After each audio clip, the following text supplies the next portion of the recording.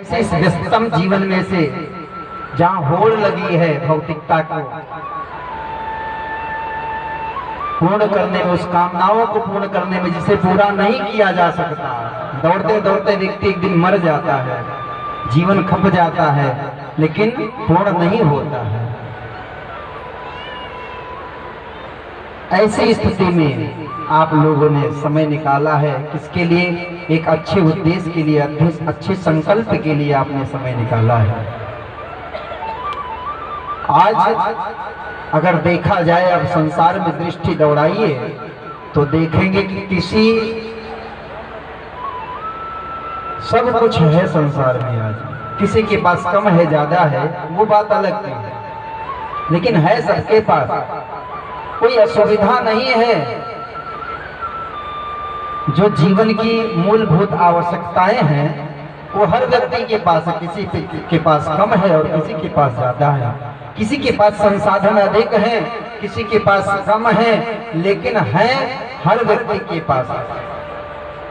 क्या नहीं है?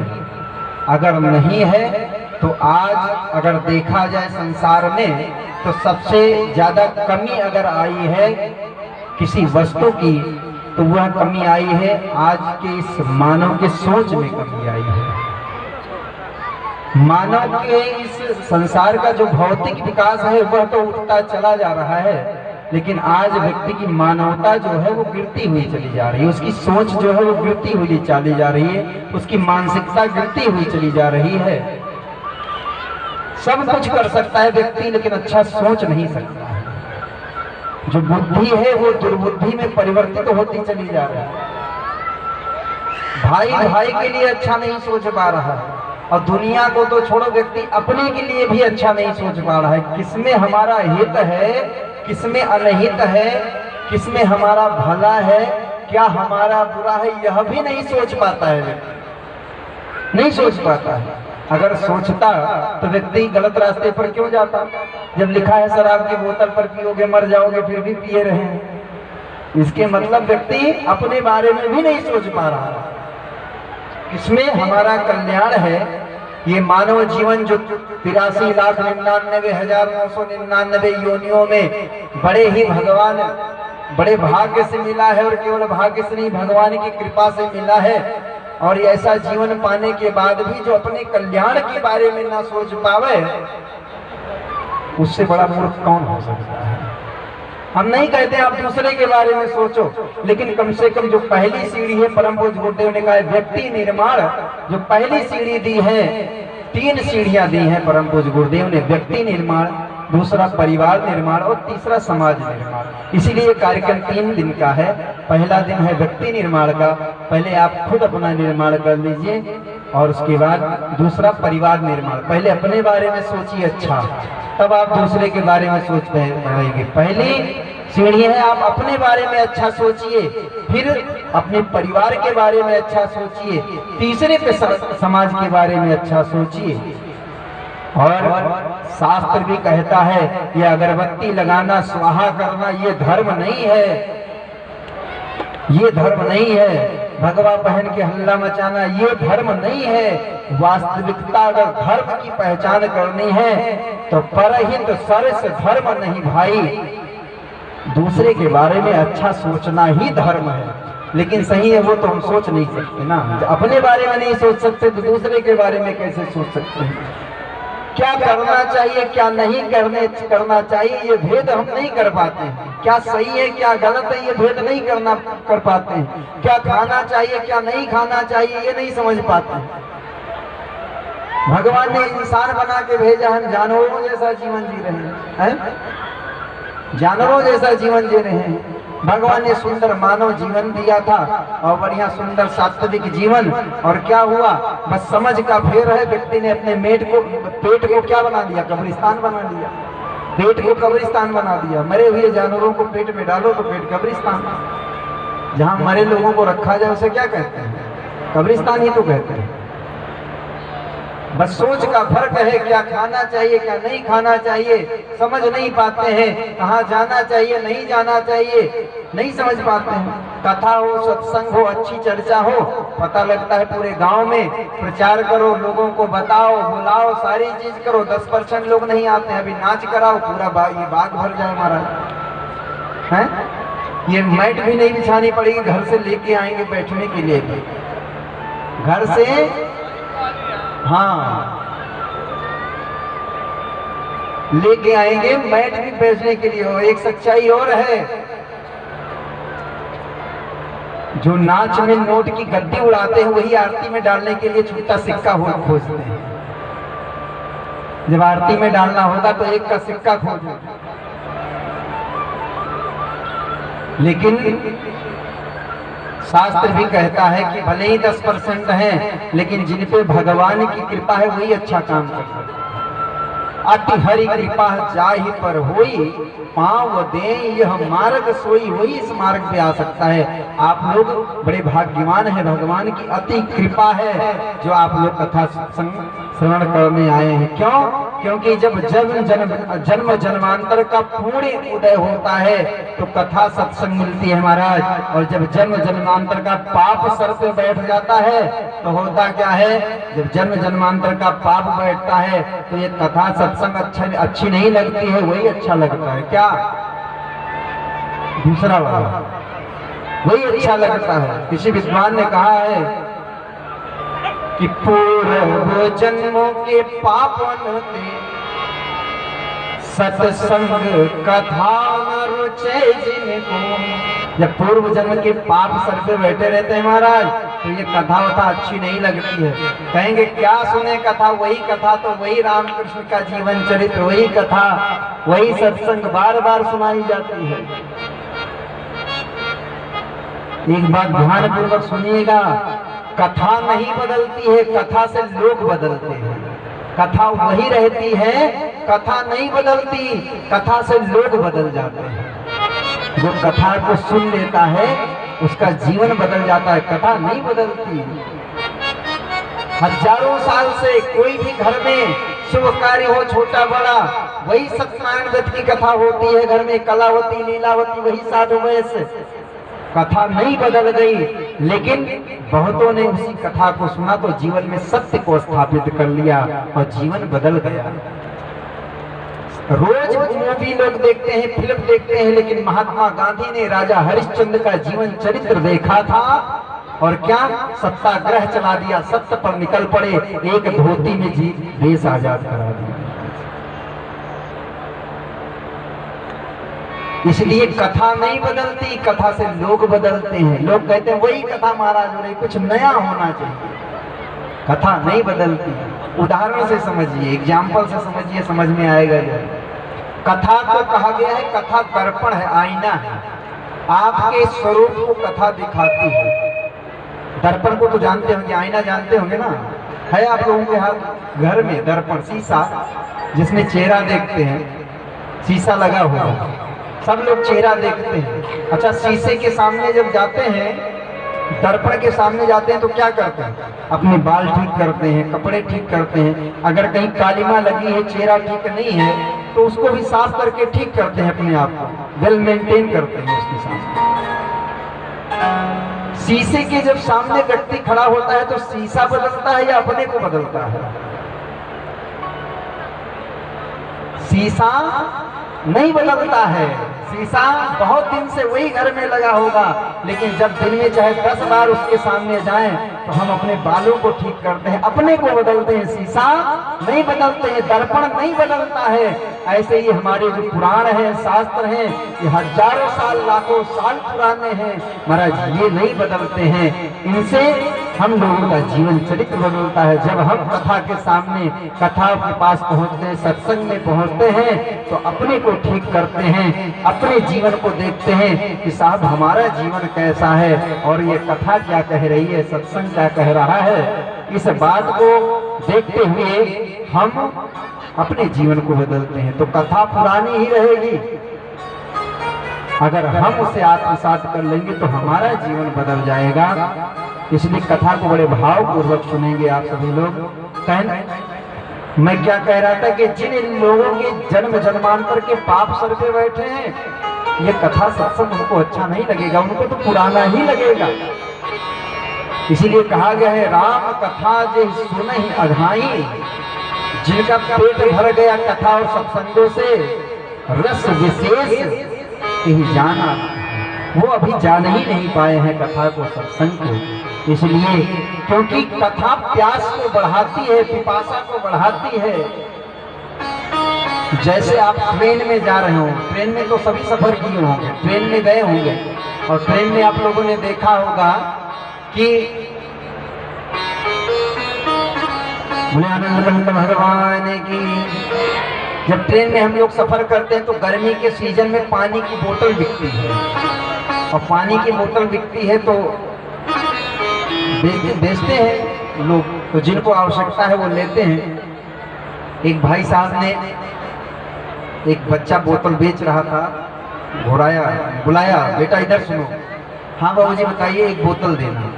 बोतल लिया बाबूजी ने, और बोतल लिया, घुमा के बोतल देखने लगे। अब बोतल घुमा घुमा के देख रहे हैं उसमें।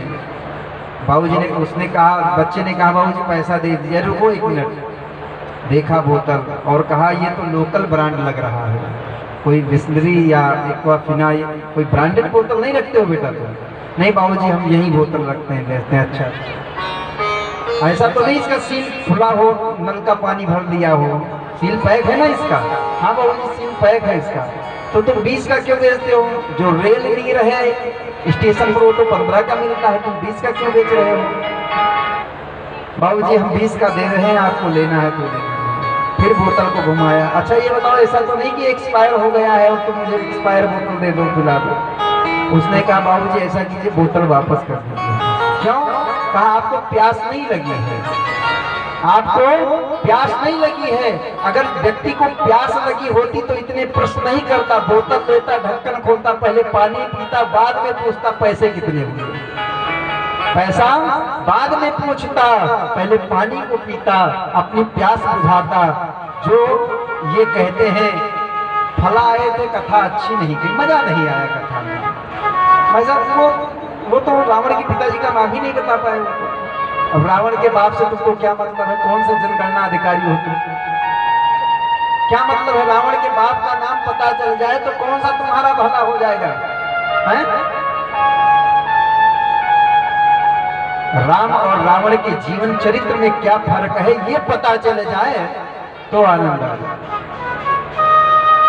अनर्गल बातों की चर्चा करेंगे महाराज, मजा नहीं आया कथा में। वही जो पीछे सालों से सुनते चले आ रहे हैं, वही राम रावण की कहानी, वही कृष्ण कंस की कहानी, वही सत्संग, वही कथा। जो ऐसी बात कहते हैं, असलियत तो ये है कि उनको प्यास लगी ही नहीं है, उनको प्यास नहीं लगी है।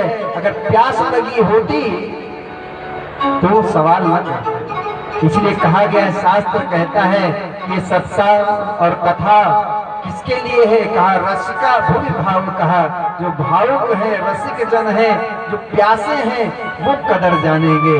और ये कथा प्यास को बढ़ाती है, कथा प्यास को बढ़ाती है। जितनी कथा सुनोगे उतना ही प्यास बढ़ता जाएगा, हमारी पिपासा बढ़ती जाती है, जानने की इच्छा बढ़ती चली जाती है। और जो हमारे जीवन को अज्ञानता से ज्ञान की ओर प्रकाशित कर देती है। प्रज्वलितो ज्ञानमय प्रदीपा, हमारे अंदर का जो ज्ञान रूपी दीपक बुझा पड़ा है और ये हृदय तिमिर से भरा पड़ा है, वह ज्ञान का दीपक सत्संग के माध्यम से क्या हो जाता है? प्रदीप्त हो जाता है, प्रज्वलित हो जाता है। तब हमारा जीवन तो प्रकाशित होता ही है, और वो ज्ञान की जो किरणें साहब निकलती हैं, घर परिवार समाज प्रकाशित होता चला जाता है और जीवन धन्य बन जाता है। इसलिए बड़े भाव के साथ सत्संग कथा जो भी गुरुदेव के विचार बताए जाए, हम सभी श्रवण करेंगे, हम सभी श्रवण करेंगे अधिक से अधिक संख्या में आकर के। क्यों? क्योंकि आज किसी चीज की कमी नहीं है। हमको धन कैसे मिल जाए, बेटा कैसे मिल जाए, इसकी कमी नहीं है। हमारे अंदर सद्बुद्धि कैसे आ जाए महाराज, अच्छा सोचने कैसे लगे, बस कमी इसकी है, हमारी सोच कैसे बदल जाए। आज हमारे परिवार में संबंधों में खटास है, पति पत्नी में खटास है, क्यों? दोनों की सोच विपरीत हो गई है, सोच बदल जाए बस। हम अच्छा सोचने लगे, पॉजिटिव सोचने लगे, जो हमारे जरूरत की चीजें, अनाप शनाप चीजें सोचते हैं। और इसमें होता क्या है, जो काम की चीजें हैं वो नहीं हो पाती और अरगल चीजों में जीवन बीत जाता है और फिर हाथ मलते रह जाते हैं, हाथ मलते रह जाते हैं साहब। इसलिए एक बार एक घर में आग लग गई, एक घर में आग लग गई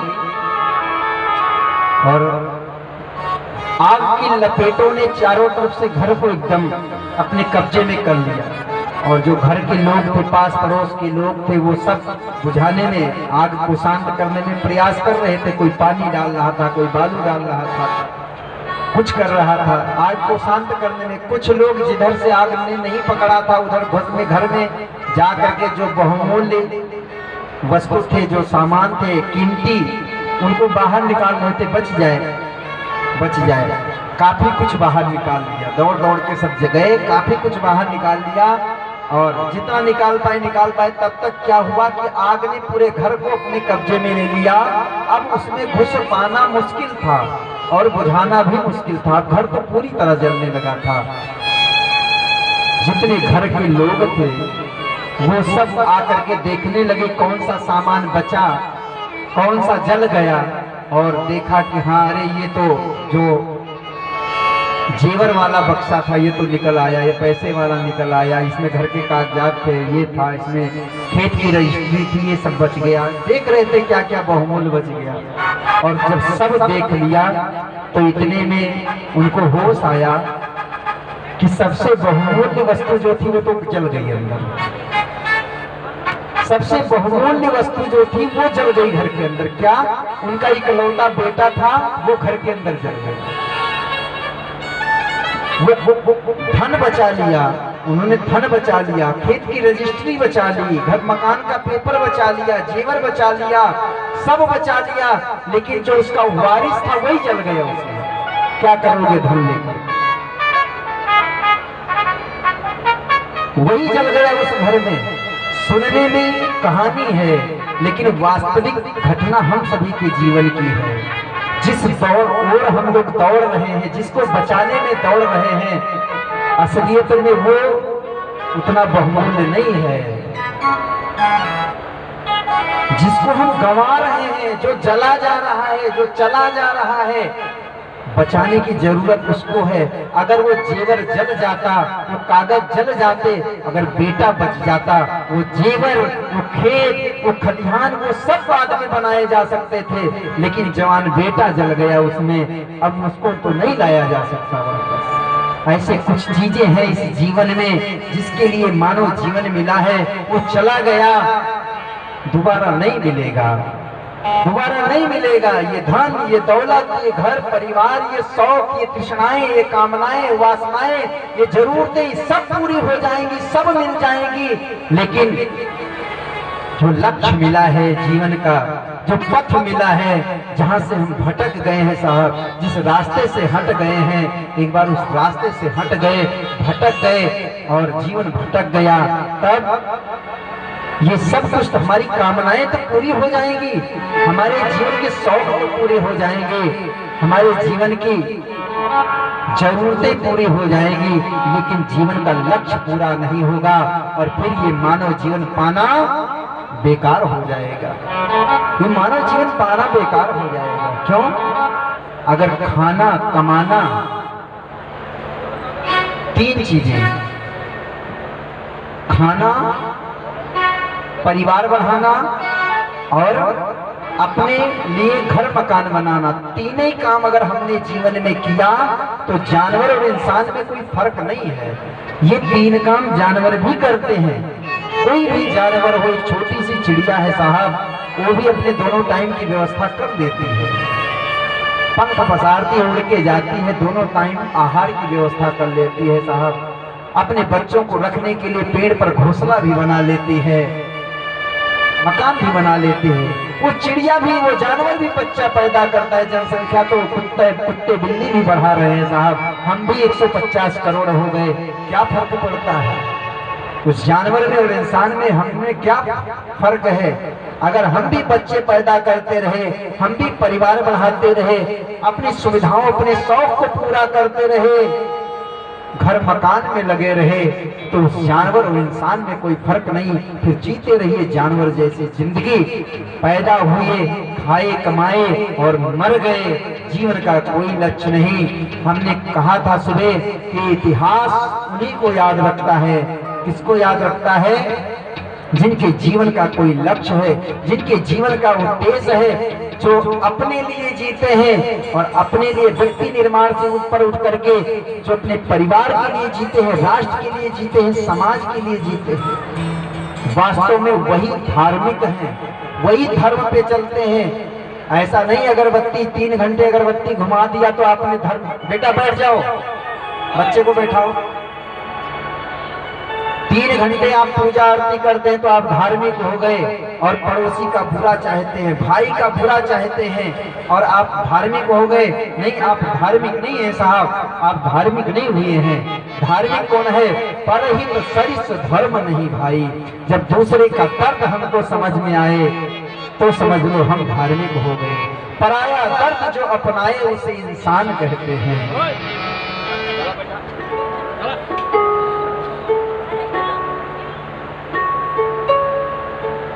हमारे अंदर इंसानियत आ जाए, हम अपने जीवन को समझ जाएं। परम पूज्य गुरुदेव जब शिव निर्माण की नींव को रखा तो पहले अपने को जाना, व्हाट एम आई, मैं कौन हूँ, अपने को जान जाएं। आज हम दुनिया को जानने में लगे हैं, अपने को जान नहीं पाते हैं। अपने को जान जाओ, अपने जीवन के लक्ष्य को जान जाओ।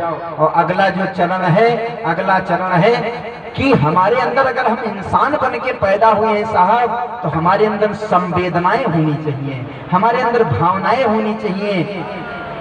लेकिन हमारी जो कामना रूपी वासना है वो हमारी भावनाओं, हमारी संवेदनाओं को रौंद देती है और हम अपने भाई के खिलाफ मुकदमा कर देते हैं। क्या ये धर्म है? ये धर्म नहीं है। हम भरत और राम का चरित्र गावें और भाई से मुकदमा लड़े 1 फुट जमीन के लिए। औरों के हित जो जीता है, औरों के हित जो मरता है, उसका हर आंसू रामायण, प्रत्येक अंश ही गीता है। आप अगर सभी का कल्याण सोचने लगे, आप अगर ये सोचने लगे कि हमारे साथ मेरे भाई का भी भला हो जाए, मेरे परिवार का कल्याण हो जाए, मेरे पड़ोसी, मेरे गांव वाले खुशहाल हो जाएं, आप धार्मिक हैं, आप संवेदनाशील हैं, आपके अंदर संवेदनाएं हैं, मरी नहीं है, आपके अंदर का इंसानियत मरा नहीं है।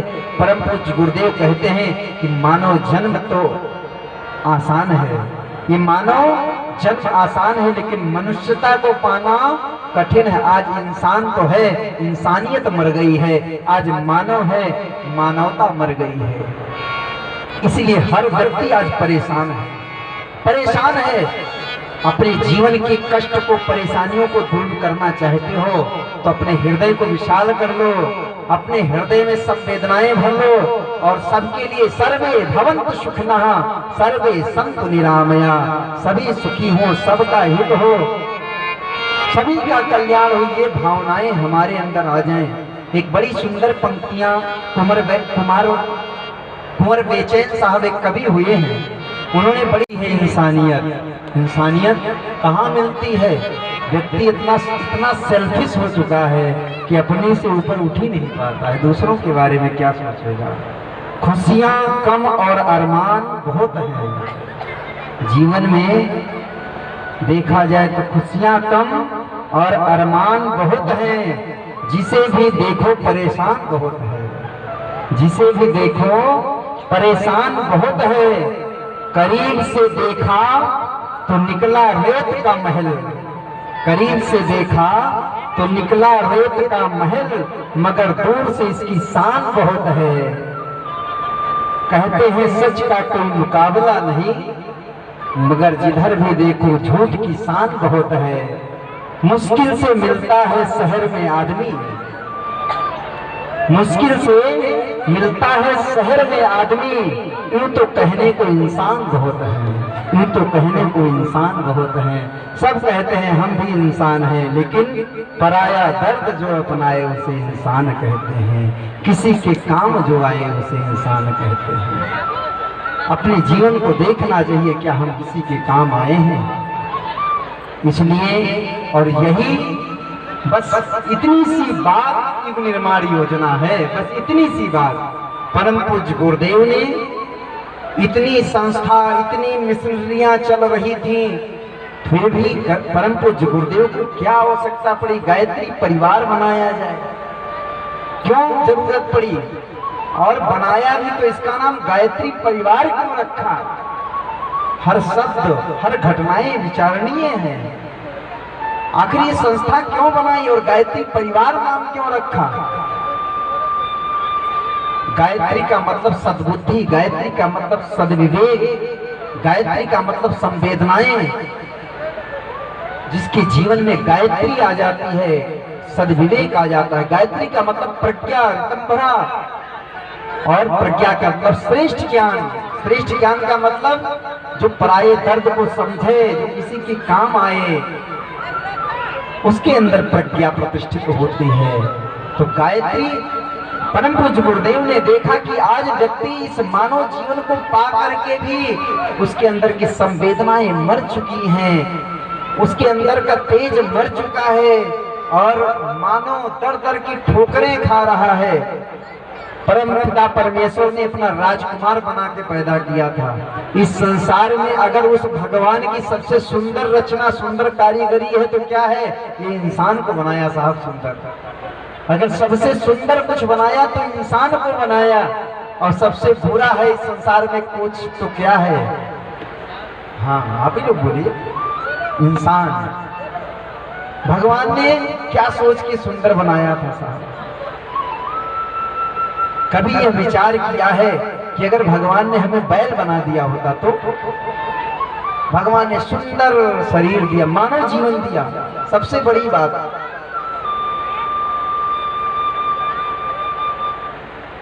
भगवान ने मानव जीवन दिया,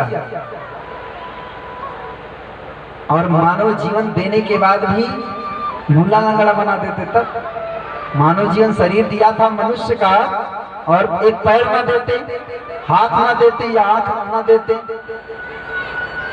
या कुरूप बना देते, सुंदर ना बनाते, सुंदर ना बनाते। एक भाई साहब कह रहे थे कि भगवान ने इतना रंग दिया था तो थोड़ा और गोरा कर देते हमको। कहा और गोरा कर देते। मेरे साथ थे तो हमने कहा कि गोरा तो कर देते, लेकिन कोयले के खान में नौकरी दे देते। गोरा कर देते, कोयले के खान में नौकरी दे देते।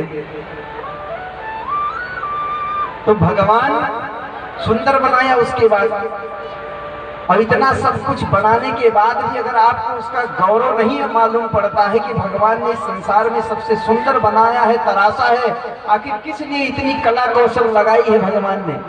किस लिए लगाई है? यह उपकार आप पे क्यों किया है, ये विचार करना चाहिए।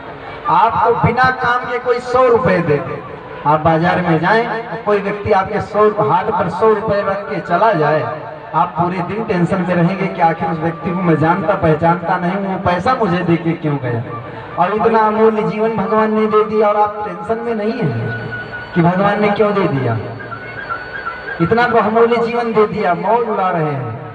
विचार करना चाहिए, भगवान ने हमें कुत्ता बिल्ली क्यों नहीं बना दिया, क्यों नहीं बैल बना दिया, किसी के दरवाजे पर बंधे होते। सुंदर मानव जीवन दिया है, जैसा चाहते हैं पहनते हैं, जो चाहे बोले, जो चाहे खाएं पिए, जैसे चाहे, पूरी स्वतंत्रता दे दी महाराज। उसके बाद भी कहते हैं सर पकड़ करके भगवान ने हमें कुछ दिया नहीं, कुछ नहीं दिया भगवान ने। और एक आंख ले लेते तो पता चल जाता। कहने का तात्पर्य यह है, इस मानव जीवन की गरिमा को समझिए। और जब ऐसी मानव जीवन को परम पूज्य गुरुदेव ने देखा जो इतना बहुमूल्य है, एक एक अंगों की कीमत अगर लगाई जाए तो कितनी हो सकती है? बहुमूल्य है, कोई कीमत नहीं है, कोई लिमिट नहीं कि इतने का है, अनलिमिटेड है। और उसके बाद भी ऐसी मेमोरी पावर दी भगवान ने, सोचने समझने की शक्ति। अच्छा बुरा आप सोच सकते हैं, जानवर नहीं सोच सकता है अच्छा बुरा, आप सोच सकते हैं, उसके बाद भी नहीं सोचते हैं। अच्छा बुरा आप सोच सकते हैं, अपना भला बुरा सोच सकते हैं। ये भगवान ने ऐसी शक्ति दी, ऐसी मेमोरी पावर दी आपको, और उसके बाद भी अच्छा बुरा ना सोच करके अपने जीवन को ऐसे बिताए जा रहे हैं। और जब ऐसी मानवता को देखा परम पूज्य गुरुदेव पंडित श्री राम शर्मा आचार्य ने, मानवता का पतन देख कर आज धरा अकुलाई है।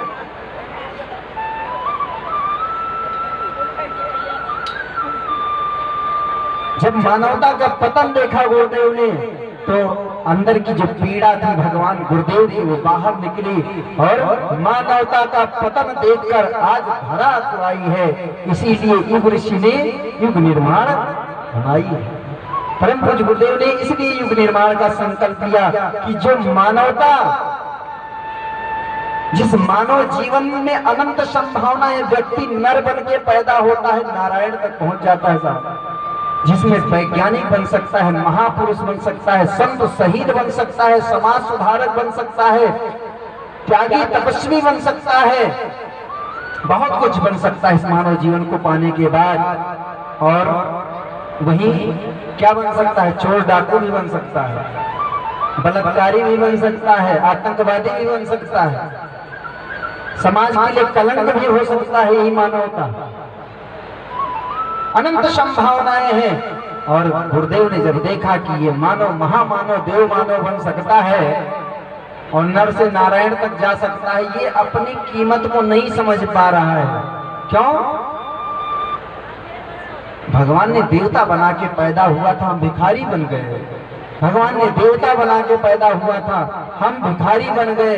हम तो दर दर भटकते हैं। आज इस मजार पर चादर चढ़ा रहे हैं, कल हनुमान जी को लड्डू चढ़ा रहे हैं, फला को बतासा चढ़ा रहे हैं, हमको ये मिल जाए वो मिल जाए, क्या क्या कामनाएं जीवन में तृष्णाएं भरी पड़ी हैं, और हम अपनी कीमत को नहीं समझ पा रहे हैं। अपने कीमत को नहीं समझ पा रहे हैं कि हम कितने बहुमूल्य हैं। किसी के पास कहीं जाने की जरूरत नहीं है। अगर अपने अंदर के देवत्व को अगर हम जगा लें, अपने अंदर के देवता को एक बार बाहर निकालो, वही देवता आपके जीवन की जरूरतों को पूरा कर देगा और कहीं जाने की जरूरत नहीं पड़ेगी आपको। एक व्यक्ति था, बहुत दुखी रहता था, लकड़ी काट के बेचता था, और एक दिन राजा की सवारी निकली उसके घर के सामने से। बेचारा हाथ जोड़ के खड़ा था, और जैसे राजा की सवारी आई, दौड़ के आगे हाथ जोड़ के खड़ा हो गया। राजा ने पूछा, बताओ सब ठीक है? रो पड़ा, महाराज बहुत दुखी हूँ, परिवार किसी तरह चल रहा है। क्या हुआ भाई? बहुत दिक्कत है, लकड़ियों का व्यापार करता हूँ, किसी तरह परिवार चलता है। राजा प्रसन्न हो गया, और राजा ने कहा, ठीक है, वो मेरे चंदन का बाग है, मेरे लाल चंदन का बाग है, उसमें चंदन के पेड़ लगे हैं, जाओ। मंत्री को आदेश दिया, वो चंदन का बाग इस लकड़हारे को दे दिया गया। दे दिया गया लकड़हारे को, लकड़हारे को बाग दे दिया गया। अब वो क्या करा, अपना जीवन बढ़िया प्रसन्नता से बिताने लगा। कुछ महीने कुछ साल बीते, उसके बाद फिर राजा की सवारी एक बार निकली, फिर वो वही जगह ऐसे हाथ जोड़े खड़ा था, वो व्यक्ति खड़ा हुआ था। राजा ने देखते ही पहचान लिया उसे। क्यों भाई, अब तो जीवन सुखमय है तुम्हारा, अब तो आनंद में हो, अब तो कोई कमी नहीं है, चंदन का बाग मिल रहा था। फिर वो मुंह लटकाए खड़ा था। महाराज क्या बताएं, वो चंदन का बाग भी समाप्त हो गया। क्यों? चंदन का बाग कैसे समाप्त हो गया? उसने कहा, महाराज हम तो लकड़ी जला के कोयला बेचते थे, आपने बाग दिया था, रोज एक चंदन का पेड़ काटते थे, जला के कोयला बनाते थे, कोयला बना के बेच देते थे, धीरे धीरे पेड़ खत्म हो गए। राजा ने अपने सर पे हाथ मारा, कहा, वारे दुर्भाग्य, वारे दुर्बुद्धि। चंदन का पेड़ था महाराज, उसकी अगर लकड़ियां भी बेचते तो किलो में बिकता, तौल के बिकता, हजारों रुपया किलो बिकता। एक ही पेड़ में एक पीढ़ी बीत जाती, एक ही पेड़ में एक पीढ़ी बीत जाती, और तूने पूरा जंगल खत्म कर दिया। और तुम्हारे जीवन की दरिद्रता नहीं गई। जिसके अंदर यही ना हो, उसके जीवन की दरिद्रता कैसे जा सकती है? जिसके अंदर सद्बुद्धि ना हो, सद्विवेक ना हो, ये जीवन की सुंदरता आपका शरीर कितना नहीं रखता है, बस एक चीज भगवान ले ले सारी सुंदरता बेकार हो जाएगी। क्या? दिमाग फेल कर देंगे। जो सोचने समझने की शक्ति है दिमाग फेल कर देंगे। लोग क्या कहेंगे? व्यक्ति तो बहुत अच्छा था, सुंदर भी था, मगर पागल हो गया। क्या हो गया? पागल हो गया। और गांव में इधर उधर क्या करेंगे? सड़क के किनारे पत्थर लेके घूमेंगे।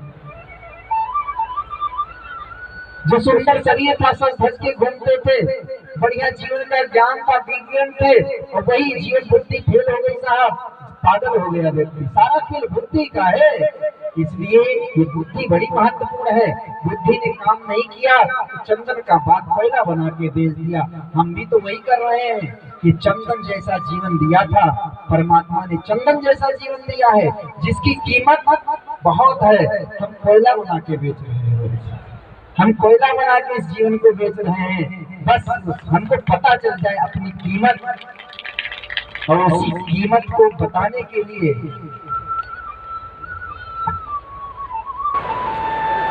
उस मनुष्यता की वैल्यू बताने के लिए परम पूज्य गुरुदेव ने संकल्प लिया, कहा बस हमें एक काम करना है। क्या? इस मनुष्य के अंदर का जो देवत्व है, जो देवता है, उससे इसका परिचय करा देना है। क्यों? क्योंकि ये भटक गया है। इसीलिए शांति कुंज हरिद्वार जाएंगे तो गायत्री मंदिर के बगल में 4 मंदिर बने हुए हैं। ऊपर लिखा हुआ है भटका हुआ देवता, उसमें किसी की मूर्ति नहीं है साहब, उसमें शीशा लगा हुआ है। जाके देखिए अपने चेहरे को, आप ही वो देवता है जो भटक गए हैं। आप देवता हैं, भटक गए हैं रास्ते से। बस अपने अंदर की शक्तियों को पहचानिए। हनुमान जी के अंदर अपार शक्ति थी। हनुमान जी के अंदर कितनी शक्ति है? कितनी? अतुलित बल धाम हेम शैलाहुदे। अतुलनीय बल है। अतुलनीय मतलब जिसको तौला नहीं जा सकता, उतना बल है, लेकिन किसी काम के नहीं थे, चुपचाप बैठे थे। जामवंत जी ने याद दिलाया, का चुप साध रहे बलवाना। हे महावीर, क्या चुप बैठे हो तुम? क्या सोच के बैठे हो? पवन तनय बल पवन समाना। तुम्हारे अंदर, तुम पवन पुत्र हो, तुम्हारे अंदर उन्हीं के समान बल है। और जब अपने बल का पता चला गया, हनुमान जी को पता चल गया, कौन सो काज कठिन जगमाही, कौन सा कार्य है जो तुम नहीं कर सकते हो। और जब जामवंत जी ने हनुमान जी को बोध कराया तो वही हनुमान जी कहते हैं कि राम काज की बिना मोहि कहाँ विश्राम। हनुमान जी को अपने शक्ति का बल का पता चल गया।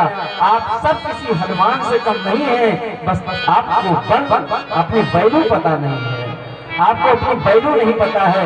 अगर आपको अपनी वैल्यू पता चल जाए तो इसी माताओं बहनों में से कोई कारगिल हो सकता है, कोई झलकारी बाई हो सकता है, कोई रानी लक्ष्मी बाई भी हो सकता है। बस अपनी सामर्थ, अपनी शक्ति की पता लग जाए, मजा आ जाएगा, कमाल हो जाएगा जीवन में। बस अपनी शक्तियों का पता चल जाए, अपनी वैल्यू पता चल जाए। हम कीमती हैं, लेकिन अपनी कीमत खुद नहीं जानते हैं। अपनी कीमत जान जाओ। आपकी कीमत बताने के लिए ये निर्माण बनाया गया है। परम पूज्य गुरुदेव ने कहा, इस मनुष्य के अंदर का जो देवत्व है, जो देवता है, इन बहनों माताओं के अंदर जो देवियां हैं, दुर्गा, काली, सरस्वती, सावित्री, गायत्री, जो इनके अंदर बैठी हुई हैं, उनको बाहर निकालेंगे और उनसे पहचान करवा देंगे। अटैचमेंट हो जाएगा जब, और अपनी शक्तियों का पता चल जाएगा, तब क्या होगा? तो ये फिर युग बदल जाएगा, फिर युग बदल जाएगा। फिर इसमें शूर्पणखा और पूतना नहीं रह जाएंगी, इसमें सीता और अनुसुईया हो जाएगी। सीता और अनुसुईया हो जाएगी। आज हमारी बहनें क्या हो गई हैं? भटक गई हैं। उनके अंदर देवियां हैं, नहीं पहचान पा रही हैं, तो सीता से शूर्पणखा की ओर जा रही है। इसलिए सीता बने, सावित्री, अनुसुईया बने, अपने गौरव, अपनी शक्ति को पहचानेंगे तब, जब अंदर के जो देवी देवता हैं वो बाहर निकलेंगे तब पता चल जाएगा। इसलिए परम पूज्य गुरुदेव का पहला संकल्प क्या? कि मनुष्य में देवत्व का उदय करेंगे, मनुष्य में देवत्व को जगाएंगे। और तीसरा, उनके लायक संसार भी बनाएंगे। देवता कहाँ रहते हैं? स्वर्ग में रहते हैं। तो जब इन देवियों के अंदर, इन बहनों के अंदर देवियां जाग जाएंगी, भाइयों के अंदर देवता जाग जाएगा, इनके अंदर का देवत्व उदय हो जाएगा, तो ये ऐसे संसार में रहेंगे नहीं, जमाना बदल जाएगा साहब, और इस धरती पर स्वर्ग का अवतरण हो जाएगा। परम पूज्य गुरुदेव का बस जीवन का दो ही तो संकल्प है कि मनुष्य में देवत्व और धरती पर स्वर्ग का अवतरण हो जाए, शास्त्र निर्माण हो जाएगा। आइए इसी संकल्प के साथ जो परम पूज्य गुरुदेव महाकाल का जो संकल्प है कि मन मुझे देवता